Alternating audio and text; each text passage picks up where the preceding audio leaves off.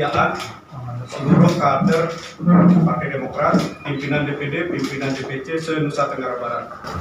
Terima kasih. Insya Allah kita sampaikan kepada pimpinan Jakarta. Terima kasih.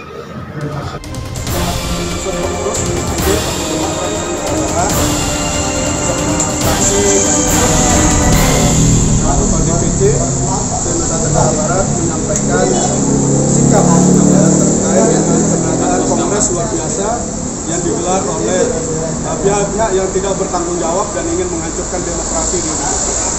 Kami tadi menyampaikan sikap secara tegas menolak kongres luar biasa.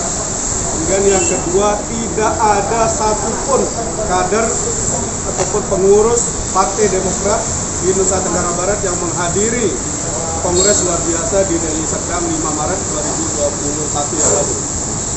Kalau ada yang mengklaim atas nama Demokrat Nusa Tenggara Barat, kami nyatakan itu tidak benar. Itu adalah manipulasi, itu adalah klaim, dan ini memiliki konsekuensi hukum.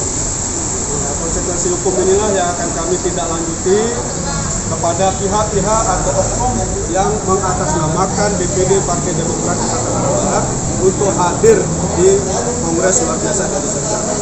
Orangnya sudah kita identifikasi, ya, tentu akan kita ambil langkah-langkah hukum terhadap mantan pengurus berarti ya, mantan anggota. Bukan mantan pengurus, saya kira tidak, ya mantan lah, karena sudah tidak lagi menjadi kader partai. Malah terindikasi dan nyata itu adalah caleg dari Partai Kebangkitan Bangsa PKB pada pemilihan 2019. Ini saya kira sangat clear lah masalahnya, bahwa yang hadir di situ adalah kongres abal-abal, peserta yang dimanipulatif di daerah. Tentu hasilnya juga harus dilihat secara jernih bahwa itu tidak benar. Dagelan politik awal di kementerian sendiri bagaimana? Ya, fungsi Menkumham adalah menerima pendaftaran. Saya kira di awal harus menolak pendaftaran itu. Karena apa? DPP Partai Demokrat yang sedang menjalankan fungsinya sebagai partai politik yang baik, partai politik yang sehat, partai politik yang memiliki kepedulian tinggi terhadap persoalan-persoalan kerakyatan, persoalan kebangsaan. Hanya Partai Demokrat yang kemarin secara real bergerak untuk kepedulian terhadap COVID. Kami hampir menghimpun seluruh Indonesia itu hampir 1 triliun dana kepedulian terhadap COVID yang bersumber dari seluruh kader Partai Demokrat, dari fraksi, dari pengurus seluruh Indonesia. Ini artinya Partai Demokrat ingin berkontribusi baik untuk negara, untuk bangsa ini. Saya kira itu ya teman-teman, mudah-mudahan kita juga dibantu dalam kaitan membangun komunikasi dan yang diserahkan tadi apa? Pernyataan kesetiaan 10 DPC dan DPD Kabupaten Kota se-Nusa Tenggara Barat. Kesetiaan kepada Ketua Umum yang sah, Mas Agus Harimukti Yudhoyono.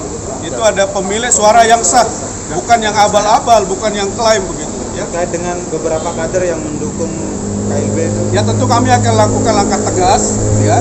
Langkah yang paling tinggi di partai yaitu langkah pemecatan. Ada berapa jumlahnya?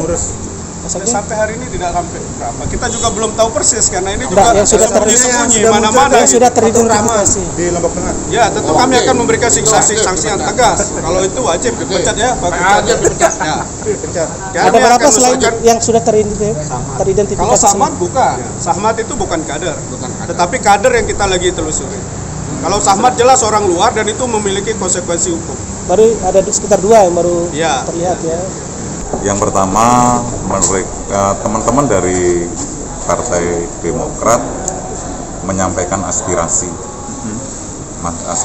terkait bahwa yang hadir ini adalah masih fokus dan setia kepada kepemimpinan yang lama, yang AHY. Dan tentu ini adalah bagian dari dinamika organisasi di Partai Demokrat.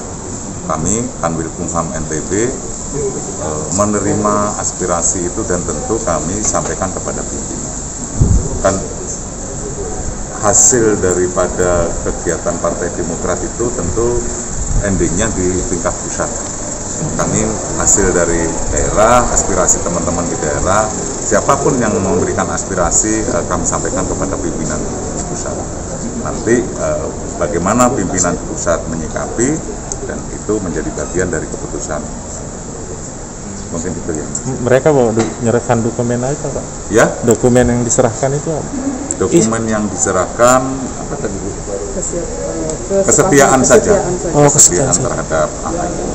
Di Kemenkumham ada RT yang sah, pengurusan yang sah masih Ya, AHY Pak ya.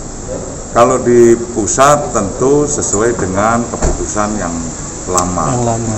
Ya, ini kan yang baru akan mengusulkan, dan ini menjadi bahan pertimbangan juga dari pimpinan kita di pusat. Ya, Nanti bagaimana mekanisme penilaian untuk penerimaan usulan yang hasil KLB misal kalau ada yang Ya. mau mendaftarkan? pasti pimpinan di pusat ada tim khusus yang akan membahas tentang itu, dan hasil dari tim khusus itu nanti yang pasti disampaikan kepada kita di jajaran paling. Karena seringkali juga konflik-konflik ini sangat memungkinkan keluarnya SK Kemenkumham kan, Oh ya, dan pengalaman dari parpol-parpol sebelumnya yaitu kalau pengalaman, kita sudah banyak pengalaman terkait dengan partai. Jadi saya tidak meragukan pimpinan kami di pusat, pasti adalah yang terbaik bagi bangsa dan negara. penegasan aja mungkin lebih ke aspek hukum Pak ya daripada aspek politis gitu. Pasti yang terbaik bagi bangsa dan negara.